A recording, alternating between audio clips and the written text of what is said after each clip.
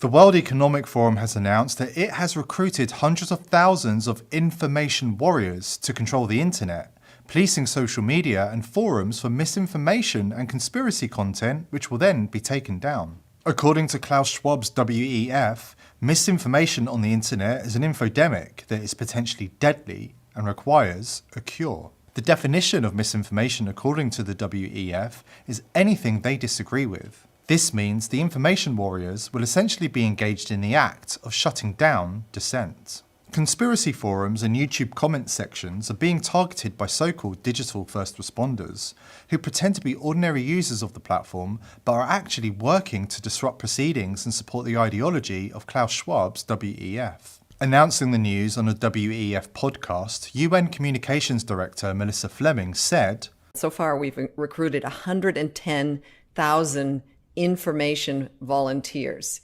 And we equip these information volunteers with the kind of knowledge about how misinformation spreads and ask them to serve as kind of digital first responders in those spaces where misinformation travels."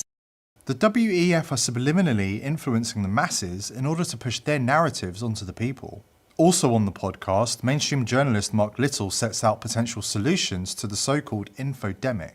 Little has worked for Twitter and he founded Storyful, a social media news agency closely linked to the fact-checking program. He has now launched Kinzen, a company which is threatening to use artificial intelligence to censor online content on behalf of the elites. I've started to see very much the spread of misinformation as a global health crisis, because only when we think about misinformation in the same way we think about the spread of the coronavirus in a similar way, that misinformation is that serious a threat to our society. Misinformation now is happening within our friends and families. So we have to find strategies to, first of all, recognize it. And secondly, as active citizens, just like we wear masks to protect others, we need to be the good citizen, the active vector fighting back in our daily lives.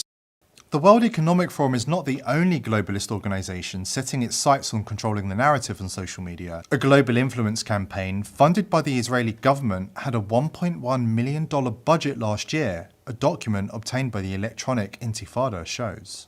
According to the leaked documents, the State of Israel employs an army of 15,000 people to influence foreign publics, and they maintain 3 offices in 3 different countries solely dedicated to controlling the narrative on the internet. And Google's Jigsaw unit sponsors a RAND report that recommends infiltrating and subverting online conspiracy forums from within.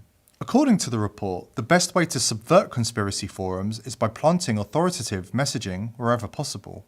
So what is authoritative messaging?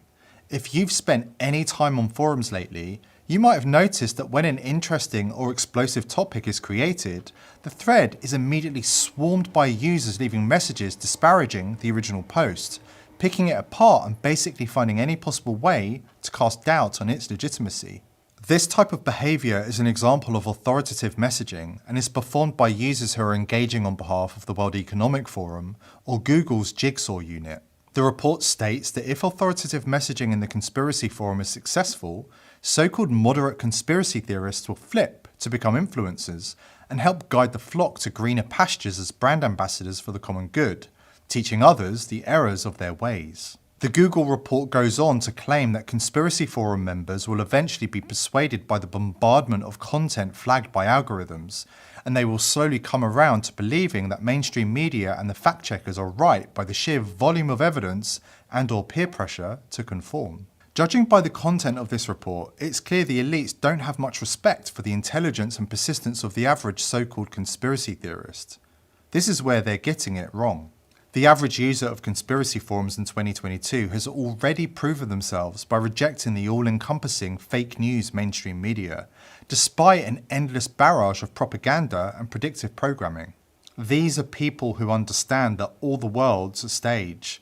These are people who are already battle-hardened. Trying to infiltrate conspiracy forums on social media and subvert certain members seems like a tactic that will be perceived as an intrusion that furthers the divide and leads to even less trust.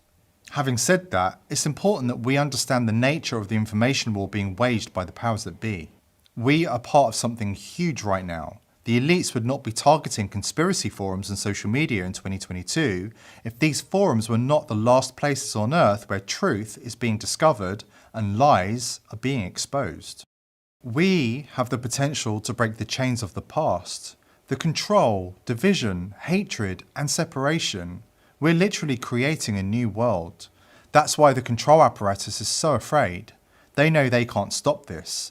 The more they lie, the more they deceive, the more they expose themselves, the closer they are to losing control.